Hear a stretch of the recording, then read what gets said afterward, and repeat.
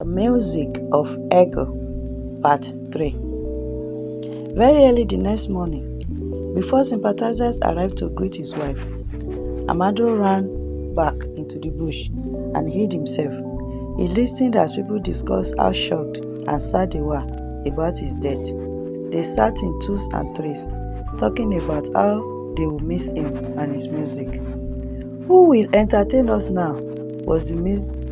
Was the question on their lips and in their hearts. Meanwhile, the king had sent for his flute to be brought into the palace. It was hung there for a memorial of Amado, the flutist. Amado was so happy as he sneaked back into his house.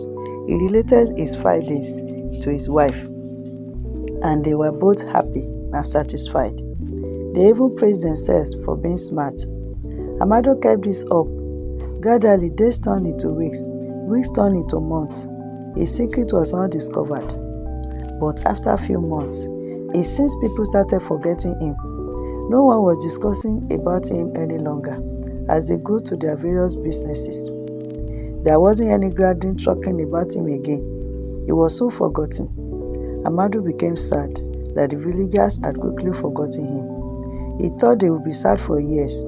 Moreover, he was already tired of his hide-and-seek game, as he couldn't walk openly, and the money he saved was dwindling. What should he do now that he was quickly forgotten? He felt the villagers were wicked and didn't love him that much after all. His ego was greatly bruised. He soon got another shocker. Exactly 4 months after his supposed death, another flutist came into the village and sat under the same tree on the same spot where Amado sits previously. He plays the flute skillfully and beautifully. The villagers quickly embraced his music. They were very happy to get someone to replace Amado. They even concluded that he played better than Amado. Amado was so shocked to see this and sad at the same time. Day by day, he watched from hiding how the stranger entertained the people in place of himself. But he didn't know how to come out from hiding. He regretted his actions. His fame had been stolen. Jafar, the new flutist, was invited by the king to play in the palace. The king enjoyed his music and gave him gifts. He also presented him Amado's flute to use so as to preserve his memory. All the king's subjects applauded the king's decision as a good idea. One particular day, while Jafar was playing Amado's flute, Amado could no longer bear it.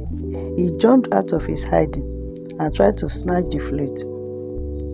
"Give me my flute," he shouted. Jafar was so surprised at the stranger. He did not know him at all, so he refused to give him the flute. While they were dragging it, many people gathered to find out the cause of the noise. When they saw Amado, they were shocked beyond words. Some shouted, "Ghost! Ghost!" Amado told them he wasn't a ghost and explained to them what he had done. He asked the villagers to forgive him and take him back. "Well, as far as you are concerned, you are dead and you should return to the land of the dead. We have a new flutist now." The case was taken to the king, who banished Amado and his wife from the village. They could not be forgiven for deceiving everyone. Amado and his wife left in tears and shame. They lost everything they have amassed. Houses and farmlands could not be taken along as the king had warned them not to ever step into the village. Jafar was honored and declared as the village flutist. That is the end of the story of Amado. And as you all know, pride goes before a fall. There is nothing that we have in this life that wasn't given to us by God. We should be humble and treat people with humility. Don't look down on people you see on your way up, because you may need their help. while coming down. Stay humble and remain blessed. Thanks for listening to my story. I hope you join me for more story.